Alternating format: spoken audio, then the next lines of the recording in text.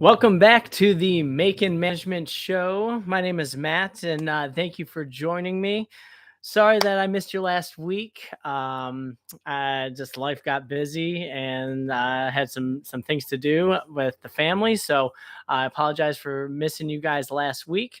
But we're back, and may the fourth be with you.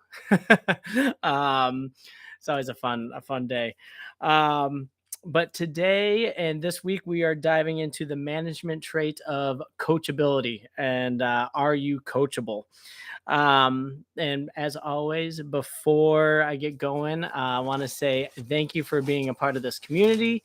That's the whole idea behind this channel, is to build a community of like-minded people, managers, varying levels from shift leaders all the way up to, franchisee level. And the idea is to share insights and experiences and to learn from one another. It's not a one-way street. I'm not a guru by any sense of the word. And I don't have all the answers, but I do have some insights, and that's why we're here. So as always, please like, subscribe, share this channel or this video with someone that you might know that would find value in it. And I would really appreciate it. um, and I just, before we really dive in and get into it, I just want to say I'm really thankful for, the opportunity to talk with y'all, and for anyone who watches and, does interact with me, whether it's in the comments or, a little bit here in live. And eventually, hopefully, as we, move on, and each progressive week, we can, get more interaction, because I think that's when the show will really kind of take off. And I think the meat and potatoes will really start to come out when we have actual, real life examples that people can bring into the comments and talk about. So um yeah, just really, really grateful to be here. Um so I think, a lot of traits and qualities are super important when you're a leader or a manager. um some of yeah, like, and we are going to have some shows that highlight each of those things. So today is coachability. We might have hard work, which is seems to be a given, but like, yeah, it's maybe something we got to talk about. But we are going to highlight those things. And um I think being, like, as a leader or the manager, like, you are the coach, or like, it's very often compared to being a coach on a sports team, or something along those lines.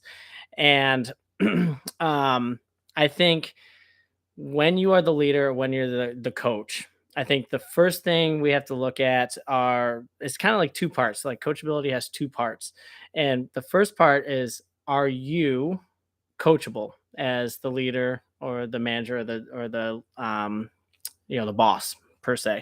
um and then the second part of that would be, can you, or how can you coach or train coachability? It's kind of a tongue twister. A lot of coaches, coachability in there. But first of all, are you coachable? And second, how can you train being coachable? And I think when you talk about it, I think it's two pronged. And I think you can't be an effective, you know, leader, and without being um, coachable yourself.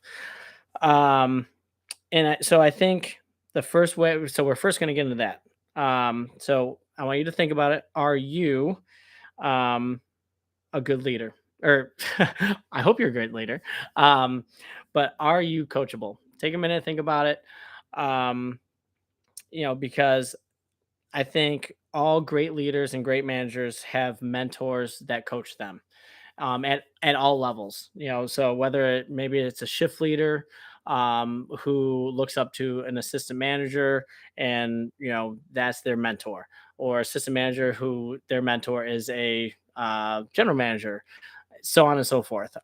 Even big business owners, multi-million dollar business owners, have business mentors that help and coach them. And I think that's really, really important in your personal growth and development. Pardon me. But if you are currently a manager, like if you're sitting here, you're watching it, hopefully you are, and you are a manager, I would assume that you've had some levels of success in your organization. And so, first of all, kudos, great job for attaining the position that you wanted, that promotion, that opportunity. You grabbed hold of it, you took hold. But with that success within your organization, um, what a couple things that kind of come to my mind is like, are you starting to become complacent? Um, or do you personally, like, do you think you know it all at that point? Because, well, I've got the promotion now, like I am the assistant manager, or I am the general manager, or now I'm the franchisee. So now I'm complacent. No one can tell me anything better. And if that's the case, I want you to let this sink in. This is big. This is a main point. Write this down. Unless you're driving, don't write it down.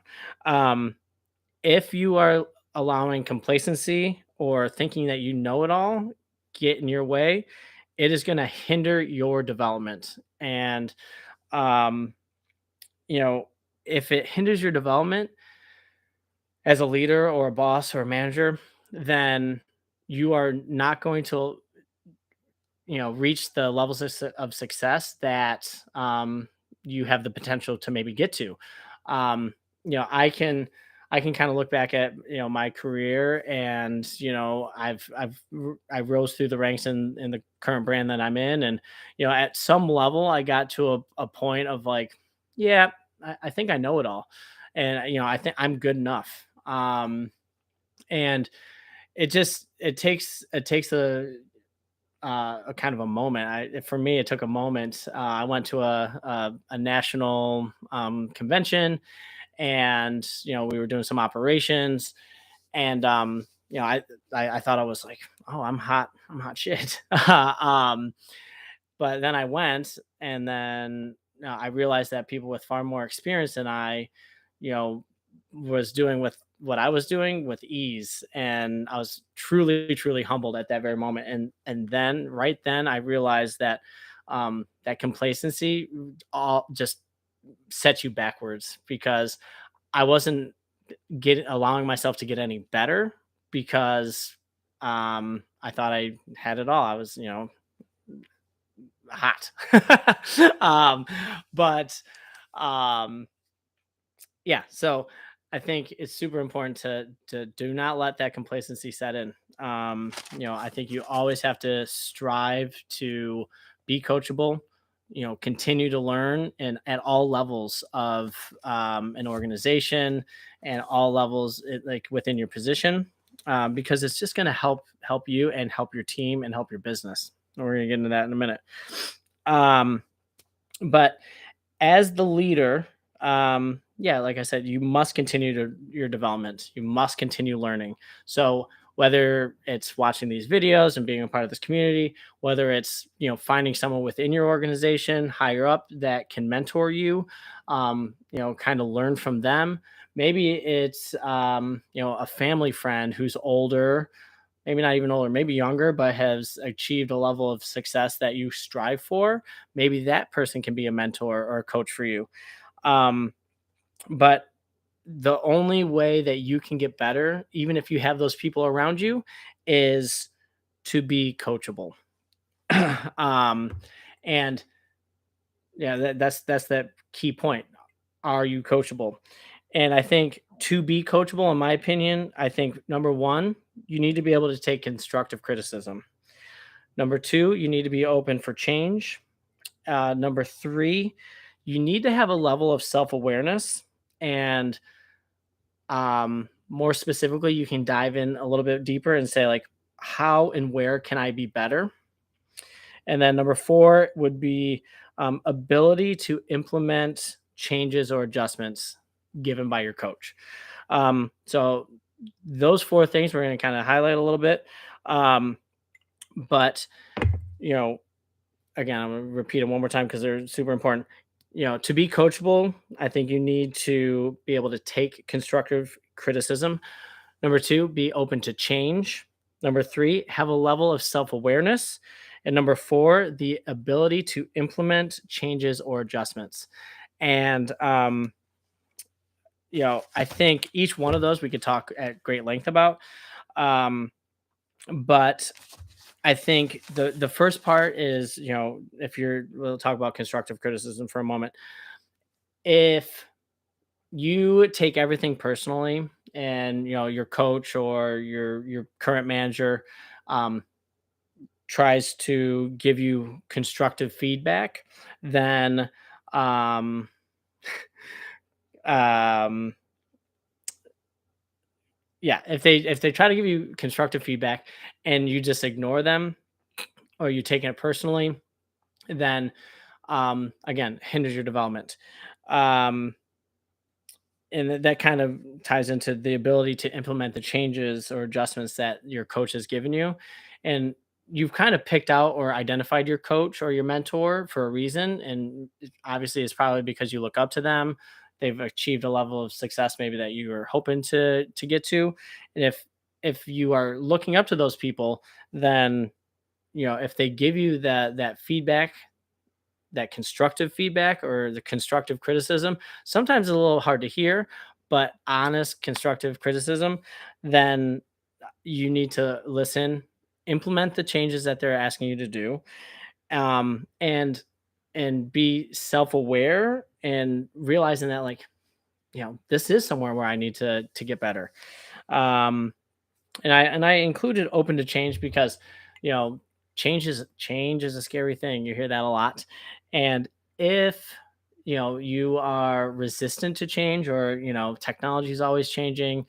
You got AI now, and so there's so much that changes within our world. But if you're scared of change or you're afraid to implement the change, you're just not going to develop as a leader or a manager that you need to.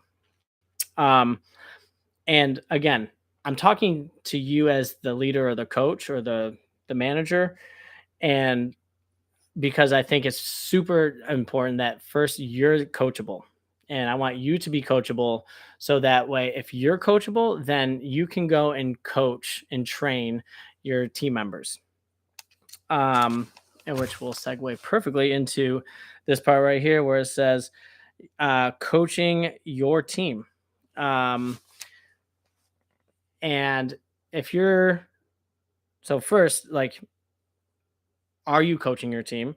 Because if you're not, how can you help your team become successful and each individual person successful within their role? Going to draw some parallels to the training and retention video that I posted maybe 2 weeks ago. So I dropped the link in the video description. So go ahead and check that out if you haven't. Um, but yeah, great video. There are some parallels here because we are talking about training and most specifically the coachability side of it. But um, I think, yeah, like, again, some parallels there. But um, how to coach coachability, and how do you train someone to be more coachable? I think first, I think you need to realize that this will come easier and more natural for different people. I think and every person is going to be different, so every single, there's going to be situations that um you can say, oh well, that person just can't learn, or that person really has trouble implementing things. So I think you need to realize, or on the flip side of that, oh, that person is doing great, they're very coachable, they take all my constructive criticism, they are implementing the changes that we need. So what will come easier for some, harder for others, and you have to understand that, and you have to kind of know your team. And again, the more you know your team and each individual person, you're going to be able to tailor your approach a little bit different. Um, but I think this is a key point again. So jot it down. But training coachability will help you, and it will help your team in business, and ultimately set the employee up for success down the road. I'm in the quick service restaurant industry where, people come in, and, this might not be the forever job. It's okay. They're working, they love the environment, they love the team, they work, they go to college, etc. Um, but if you are training your team to be coachable, or then you are going to set them up for success down the road. And I think that's a great gauge of your own personal success. If you get an email from an old employee, 10 years down the road, and be like, oh, thank you so much for the lessons that you gave me while I was working under you. I think that'd be an amazing, um, you know, pat on the back type deal. And just like very fulfilling on the inside. But if you can train them to be coachable, you're going to set them up for success either within your organization or without, as they move on. And that's just really important for their development, and for um, you to and for your team, like while they're in your team. And you might say, well, why does, like, if they're not coachable, I'll just get rid of them. I'll find someone new. Oh, are you? Because we're in an incredibly difficult labor market at this point. Um, in this point in the world, it's hard to find people that want to work. It's hard to find people that again, there's no perfect employees. I talked about that a couple weeks ago. But you know, so if you can work with them to be coachable, i.e., take the things that you want them to learn and implement them, then your team, your business is going to be far more successful and more efficient, and um, just overall a more rounded team, well-rounded team rather. Um, and I think when you are training the coachability, I think you need to make sure you're coming from a place of caring, like on the inside, and you can't fake this. So if you're not a people person, and if you're not a someone that really cares about your team, it's going to be really difficult to do this, because you need to. We're going to talk about how to implement these things, but um, you have to care about your team. And if you care about your team, then you want them to be better. And if you want them to be better, then you work on this coachability section of their development rather. So, um, yeah, man, love the people watching. I appreciate every single one of you. And as you're coaching your team to be coachable, man, it's a lot of coaching. Um, I think again, you have to highlight the points that we already talked about. Those 4 points, constructive criticism, open to change, them having some self awareness and ability to implement changes or adjustments. Um, and I think, especially if you're working with young people, like I am often, self awareness is a tough thing. They haven't learned that trait, so you kind of have to help develop that portion. Um, and the constructive criticism part, it, society is a little soft now sometimes, and so if you're just trying to help and be constructive with the task at hand, they may take it personally, and that kind of goes backwards and in a hurry. But if you come from a place of caring and you're helping them, say like, hey, I'm going to give you some feedback here, then they will hopefully understand that like you're doing that to help them, and that's super important. um I think when you're talking about being coachable, as you're the leader and you're trying to work with your employees or your team, um you can't just necessarily say, all right, I need you to be more coachable. Well, what does that even mean? First of all, like you can kind of highlight it, but or I need you to do these things differently. Maybe it's operations. I need you to bake bread differently, or maybe you're more of an office setting. I need you to do these reports differently. Well, um, you can say it, but you're ultimately just telling them what to do. You're not helping them be able to, process what you're saying. You're not helping them adapt to what you're asking. So when you're doing it, when you're telling them, giving that constructive criticism, I think you need to explain how to implement those changes or adjustments, or explain how to correct whatever aspect that they need, especially if it's um, when you criticize, constructively criticize what they're doing. You can't just say it and then leave it at that. You can't just say what the problem is, but you have to explain how to make the adjustments moving forward. I think it's very common for leaders and managers. They'll pick something out. They'll kind of give the constructive criticism. Hopefully, it's constructive. You know, Again, I think managers um, have a bad habit of highlighting negative things that their team members are doing, and very seldomly highlight the positives. So I would urge you to be self-aware of how you're talking to your teammates, or your team. Um, but oh, I kind of lost my spot. I'm sorry. Um, I think that, and again, if you I didn't link this video, but you go back to the one of our first videos. It's about communication and kind of honey versus vinegar. It was a fantastic video. Um, but you know, you can't just necessarily tell them what they're doing wrong, and your tone will matter. But if you are trying to help them and help them get better, which is ultimately going to help your team and your business and your productivity, you have to highlight what they're potentially not doing well enough, or what they're doing wrong, and then how to, you know, fix it.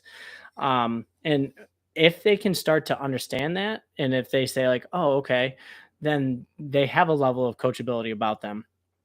And what I would say is, when um, if they are struggling with, you try to tell them something, you tell them how to do it, maybe you show them as well, but they're just not getting it, then I would really say like, all right, how do we work on the coachable side to them, and having an honest conversation with them, and say like, all right, these are the things that we need to work on.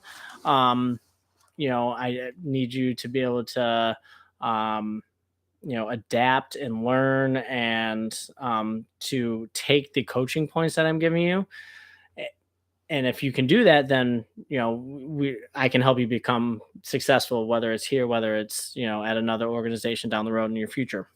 So um you know if that rub point, or that friction point rather, would come from if your team member is not coachable. You're like, oh gosh, little Joey over here, just cannot. I've asked him how, I've shown him how to mop the floor 3 times. He's just not getting it. So it, and you laugh. But sometimes that does happen, especially in the service industry. But um, you know, again, is there a drive to be better? Does your employee have a drive to be better? Because here's a little secret. I'll give it to you for free. That people want to be good at their jobs. Like I would say 99% of people, they want to succeed at their job. They want to, feel valued when they go to work. I think there's a lot of like, unfortunately, there's a lot of undervalued, people out there. They don't feel that they are. And that's a boss's job, or a manager's job, a leader's job, to make them feel those things. So, I think a majority of people want that success at work and that value at work. And if they want that, then they need to be coachable, and you can kind of work through some of these things with them. And if you can work through those things, ultimately, I think they're going to be a little bit more successful. And I think the piece that I'm going to give you, and again, it's a really, important one. I saved the best for last, is patience. Patience, patience, patience. My dad always told me, yeah, I need to be more patient. I was terrible at it as a kid. I'm not great at it now. I'm working on it. Something I work on every day. But as you are working with your team to be more coachable, um, you need patience with your team and you need to have patience with yourself. Um, because if, if you are trying to work with them and you fly off the handle because it's just not clicking, the first or the second time, you're going to regress further backwards. And I think they also need to be patient. Like the team member needs to be patient with this learning this skill. This coachable trait is a hard skill to master quickly. So the team member themselves also have to be patient with themselves. There are going to be better days. There are going to be some days that are frustrating for themselves and for you as the leader, and that's okay.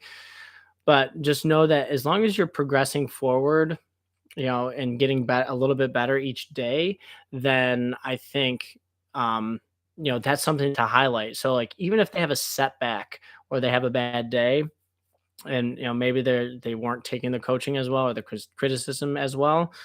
Um, if that's the case, that's okay.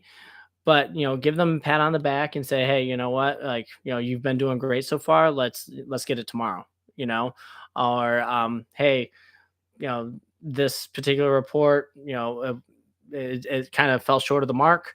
Let's make sure that we get a better one in next week. That type of deal. So um yeah, that patience piece is going to be super important, for the employee having patience with themselves, and then as the leader, having patience with that team member to allow them the time to kind of figure it out. And it takes a little bit of time.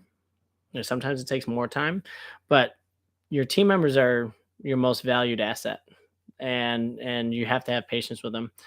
And by having patience with them as the leader, then they will start to have patience with themselves and they won't get super frustrated, and they'll be able to adopt the changes that you want or that you're looking for. So it's all trickle down. It's all trickle down.